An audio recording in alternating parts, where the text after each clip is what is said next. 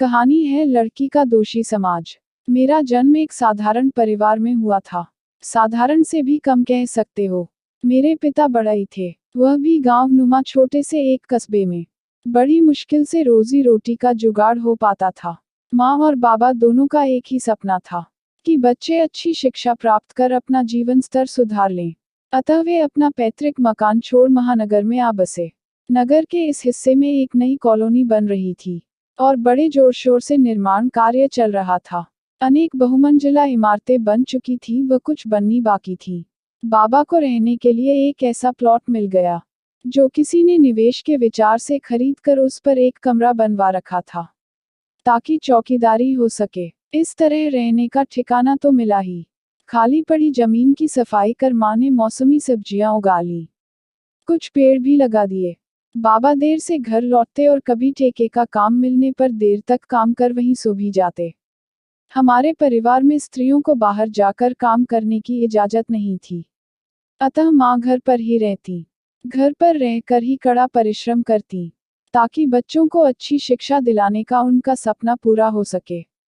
हालांकि कई बार इसके लिए माँ को परिवार वालों के कटु वचन भी सुनने पड़ते थे। मुझे याद है, ताऊजी गांव से आए हुए थे। बाबा तो दिन भर काम में व्यस्त रहते, अतः वे माँ को ही समझाया करते। बहुत हो चुकी देवेश की पढ़ाई, अब उससे कहो बाप के साथ काम में हाथ बटाए ताकि उसे भी कुछ आराम मिल सके। कब तक वह अकेला सबको बैठा कर खिलाता रहेगा। आगे तुम्हें 3 बच्चों की शादी भी करनी है, पता है कितना खर्च होता है बेटी के ब्याह में। माँ ताऊजी के सामने ज्यादा बात नहीं करती थी। वे दबी जबान से मेरा पक्ष लेते हुए बोली, पर देवेश तो अभी आगे और पढ़ना चाहता है। बहुत शौक है उसे पढ़ने का। ज्यादा पढ़कर उसे कौन सा इंजीनियर बन जाना है। ताऊजी क्रोध और व्यंग्य मिश्रित स्वर में बोले, उल्टे अभी बाप के साथ काम में लगेगा तो काम भी सीख लेगा। ताऊजी के शब्द मेरे कानों में कई दिन तक प्रतिध्वनित होते रहे। पढ़ लिख कर कौन सा उसे इंजीनियर बन जाना है। पढ़ लिख कर, और मन ही मन मैंने इंजीनियर बन जाने का दृढ़ संकल्प कर लिया। मैं हमेशा ही ताऊजी का बहुत सम्मान करता आया हूँ। अपनी तरफ से तो वह परिवार के हित की ही सोच रहे थे, लेकिन उनकी सोच बहुत सीमित थी। मुझसे छोटी एक बहन और एक भाई था। बड़ा होने के नाते बाबा का हाथ बटाने की मुझ पर विशेष जिम्मेदारी थी, पर पढ़ने लिखने का मुझे ही सबसे अधिक शौक था। अतः माँ बाबा का सपना भी मैं ही पूरा कर सकता था, और माँ बाबा का विश्वास कायम रखने के लिए मैं दृढ़ संकल्प के साथ शिक्षा की साधना में लग गया। सब पुस्तकें नहीं खरीद पाता था, कुछ तो पुरानी मिल जाती, बाकी लाइब्रेरी में बैठकर नोट्स तैयार कर लेता। क्लास में कुछ समझ न आता तो स्कूल के बाद टीचर के पास जाकर पूछता। ताऊजी की बात का बुरा मानने के बजाय उसे मैंने अपना प्रेरणा स्रोत बना लिया और 12वीं पास कर प्रवेश परीक्षा की तैयारी में जुट गया। वह दिन मेरे जीवन का सबसे महत्वपूर्ण दिन था, जिस दिन परिणाम घोषित हुए और पता चला कि एक नामी इंजीनियरिंग कॉलेज में मेरा चयन हो गया है। माँ बाबा का सिर तो ऊंचा हुआ ही। ताऊजी जिन्होंने इस विचार पर ही माँ को ताना मारा था, अब अपने हर मिलने वाले को गर्व के साथ बताते कि उनका सगा भतीजा इंजीनियरिंग की बड़ी पढ़ाई कर रहा है। जीवन एक हडल रेस यानी बाधा दौड़ है। एक बाधा पार करते ही दूसरी सामने आ जाती है। इंजीनियरिंग कॉलेज में दाखिला मिला तो मैंने सोचा किला फतह हो गया। सोचा ही नहीं था कि साथियों की उपहास भरी निगाहें मुझे इस कदर परेशान करेगी, और जो खुला मजाक न भी उड़ाते वे भी नजरअंदाज तो करते ही। स्कूल में कमोवेश सब अपने जैसे ही थे। कॉलेज में छात्र ब्रांडेड कपड़े पहनते, कई तो अपनी बाइक पर ही कॉलेज आते। मेरे पास 5 जोड़ी साधारण कपड़े और 1 जोड़ी जूते थे, जिनमें ही मुझे पूरा साल निकालना था।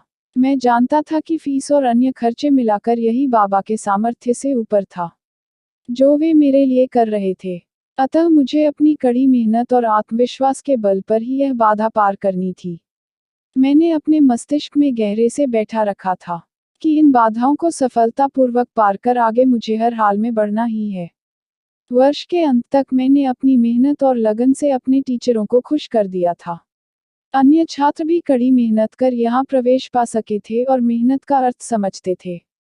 हालांकि मैत्री का हाथ कम ने ही बढ़ाया, लेकिन उनकी नजरों से उपहास कम होने लगा था। नया सत्र शुरू हुआ। हमारे बैच में 5 छात्राएं थीं। नए बैच में 10 ने प्रवेश लिया था। अब तक कुछ सीमित क्षेत्रों में ही लड़कियां जाती थीं, पर अब माता पिता उन क्षेत्रों में भी जाने की इजाजत देने लगे थे जो पहले उनके लिए वर्जित थे। एक दिन मैं लाइब्रेरी से पुस्तक लेकर बाहर निकला तो देखा कि प्रिंसिपल साहब की सख्त चेतावनी के बावजूद हमारे ही बैच के 4 लड़के रैगिंग करने के इरादे से एक नई छात्रा को घेरे खड़े थे और लड़की बहुत घबराई हुई थी। मैं जानता था कि उन लड़कों में से 2 तो बहुत दबंग किस्म के हैं और किसी भी सीमा तक जा सकते हैं। मेरे मन में फौरन एक विचार कौंधा। मैं तुरंत उस लड़की की ओर यूं बढ़ा जैसे वह मेरी पूर्व परिचित हो और बोला, अरे मीना, पहुंच गई तुम। और उसे बांह से पकड़कर सीधे लड़कियों के कॉमन रूम में ले गया। मैंने रास्ते में उसे समझा भी दिया कि अभी 15-20 दिन अकेले बाहर बिल्कुल मत निकलना। जब भी बाहर जाएं 3-4 के ग्रुप में जाए। एक बार रैगिंग का ज्वार उतर जाने पर फिर सब सुरक्षित है। उस समय तो मेरी उस लड़की से खास बात नहीं हुई, यहाँ तक कि उसका असली नाम भी बाद में पता चला, अंशिका। पर वह मेरा आभार मानने लगी थी। रास्ते में मिल जाने पर मुस्कुराकर हेलो करती। उसकी मुस्कुराहट में ऐसा उजास था कि उसका पूरा चेहरा ही दीप्त हो उठता। बच्चे की मुस्कुराहट जैसी मासूम और पावन। मेरे लिए यह एक नया अनुभव था। मैंने तो लड़कों के सरकारी स्कूल में ही तमाम शिक्षा पाई थी। संभ्रांत घर की युवतियों से तो कभी मेरा वास्ता पड़ा ही नहीं था। अपने बैच की लड़कियों की उपस्थिति में भी मैं अब तक सहज नहीं हो पाया था और उनसे मित्रवत बात नहीं कर पाता था। अंशिका कभी लाइब्रेरी में मुझे देखती तो खुद ही चली आती किसी विषय की पुस्तक के लिए पूछने। वह मेरे सीनियर होने की हैसियत से मेरा सम्मान करती थी और महज एक मित्र की तरह मेरी तरफ हाथ बढ़ा रही थी। उसके लिए यह बात स्वाभाविक हो सकती है, पर स्त्री पुरुष मैत्री मेरे लिए नई बात थी। मेरे मन में उसके लिए प्यार का अंकुर फूट रहा था। धीरे धीरे मैं उसकी ओर बढ़ रहा था। मैं अपनी औकात भूला नहीं था, पर क्या मन सुनता समझता है इन बातों को? सुनता है बुद्धि के तर्क। और प्यार तो मन से किया जाता है न।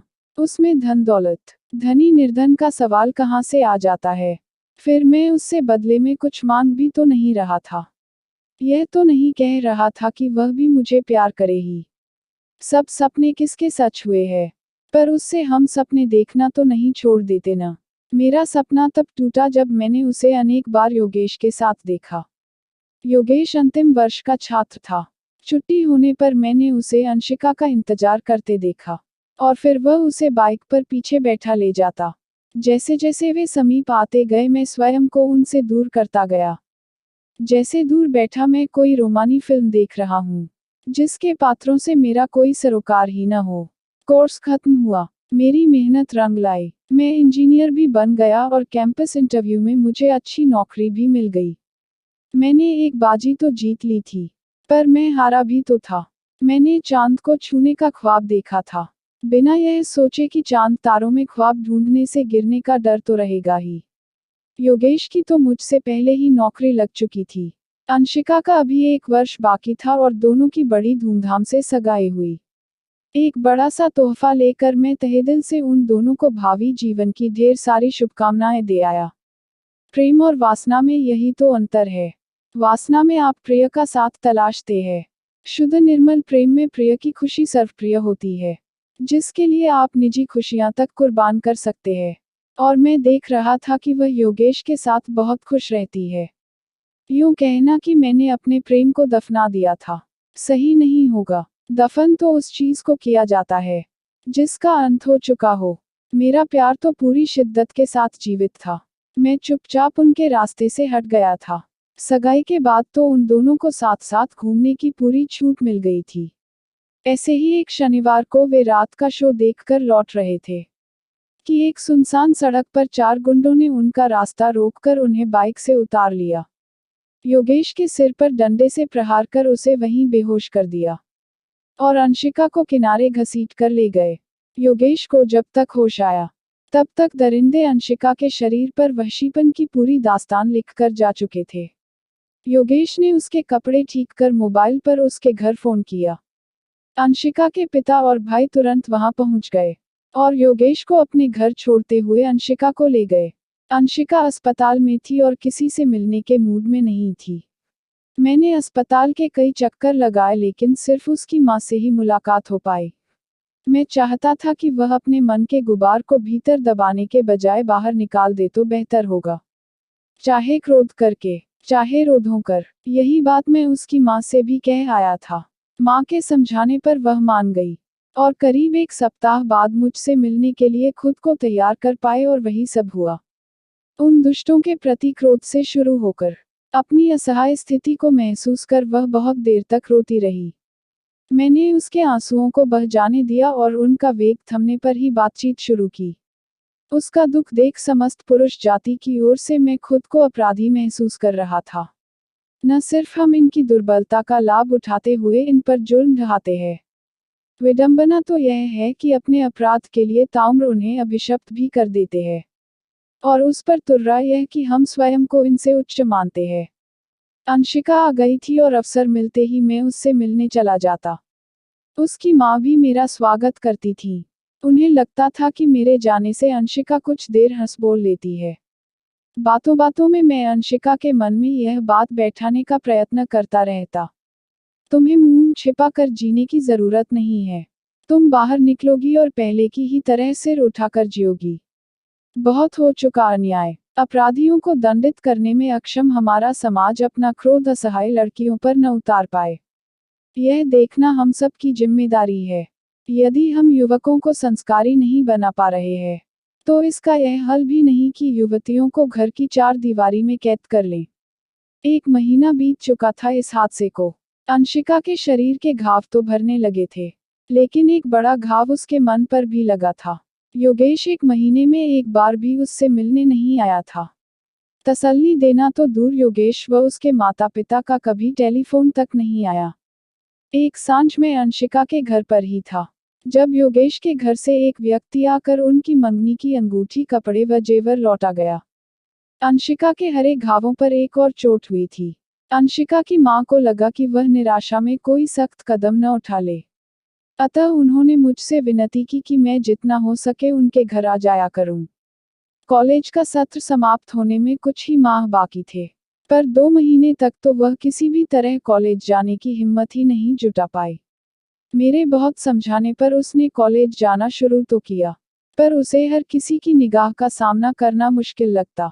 मुश्किल से कॉलेज तो जाती रही, लेकिन पढ़ाई ठीक से न हो पाने के कारण परीक्षा पास न कर सकी और उसका साल बर्बाद हो गया। अंशिका से मेरे विवाह की 5वीं वर्षगांठ है और हमारी एक प्यारी सी बिटिया भी है। मैंने उस पर कोई दया करके विवाह नहीं किया। आप तो जानते ही हैं कि मैं उसे हमेशा से ही चाहता आया हूँ। मैत्री भाव उसके मन में भी था। हर रोज मिलते रहने से, कष्ट के समय उसका साथ देने से उसका झुकाव मेरी ओर बढ़ने लगा था। 2 वर्ष बाद विवाह हुआ था हमारा, लेकिन उसके बाद भी लगभग 3 वर्ष लग गए मुझे उसके मन से उस रात का भय भगाने में। रात को चीख कर उठ बैठती थी वह। उस दौरान उसका बदन पसीने से तरबतर होता। क्या उन दरिंदों को कभी यह सोचकर अपराध बोध होता होगा कि पल भर की अपनी यौन तृप्ति के लिए उन्होंने एक लड़की को सिर्फ तन से ही नहीं मन से भी विक्षिप्त कर दिया है। पर मैंने भी धीरज बनाए रखा और उस दिन का इंतजार किया, जिस दिन तक अंशिका के मन में स्वयं ही मेरे लिए नैसर्गिक इच्छा नहीं जागी। एक बात का उत्तर नहीं मिला आज तक। अपराध तो पुरुष करता है, पर उसे दंडित करने के बजाय समाज एक निरपराध लड़की की पीठ पर मजबूती से सलीब ठोंक देता है, जिसे वह उम्र भर ढोने को मजबूर हो जाती है। अपराधी खुला घूमता है और पीड़िता दंड भोगती है। अगर आपको कहानी पसंद आए तो लाइक और शेयर कीजिए और चैनल को सब्सक्राइब करना मत भूलिए।